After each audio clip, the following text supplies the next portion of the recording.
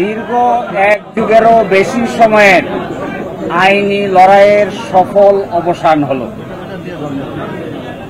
বাংলাদেশ জামায়াতে ইসলামী আজকে বাংলাদেশের সর্বোচ্চ আদালতের রায়ের মাধ্যমে তার নিবন্ধন ফিরে পেল। পলিটিক্যালি মোটিভেটেড পিআইএল বা রাজনৈতিক উদ্দেশ্যে দায়েরকৃত মামলার মাধ্যমে জামায়াতের নিবন্ধন কেড়ে নেওয়া হয়েছিল। আজকের এই রায়ের মাধ্যমে বহুদলীয় গণতান্ত্রিক এবং অংশগ্রহণমূলক সংসদ প্রাপ্তি নিশ্চিত হল। আমরা আশা করি এই রায়ের পরে বাংলাদেশে সঠিক নির্বাচনের মাধ্যমে প্রাণবন্ত সংসদ গঠিত হবে। জাতি, ধর্ম, বর্ণ, শ্রেণী নির্বিশেষে সকলেই তাদের ইচ্ছা অনুযায়ী ভোটাধিকার প্রয়োগ করে জামায়াতে ইসলামীর নেতৃবৃন্দকে বেছে নেবেন, এটা আমরা প্রত্যাশা করি। এবং আমরা এটাও প্রত্যাশা করি বাংলাদেশের আগামী সংসদে ইন্টারেস্টিং এবং কনস্ট্রাকটিভ বিতর্ক হবে, যার মাধ্যমে ডেমোক্রেসি একটি স্থায়ী রূপ লাভ করবে।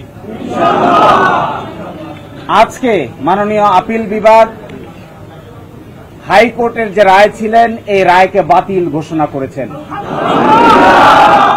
এবং ইলেকশন কমিশনকে নির্দেশনা দিয়েছেন বাংলাদেশ জামায়াতে ইসলামীর রেজিস্ট্রেশন এবং অন্য যে সকল ইস্যু ইলেকশন কমিশনের সামনে আছে বা আসবে সেগুলো যেন দ্রুতই নিষ্পত্তি করেন।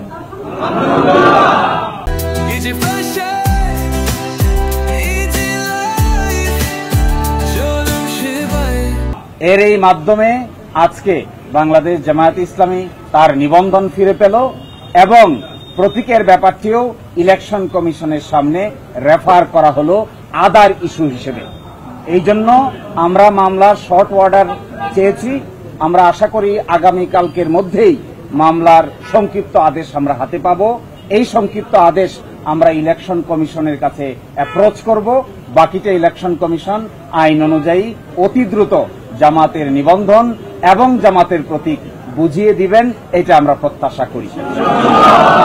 আজকে যে ডাইরেকশন দিয়েছেন আপিল বিভাগ, সেই ডাইরেকশনে বলেছেন জামাতের রেজিস্ট্রেশন এবং অন্য কোনো ইস্যু যদি ইলেকশন কমিশনের সামনে থাকে তাহলে যেন ইলেকশন কমিশন এটা ডিসপোজ করে।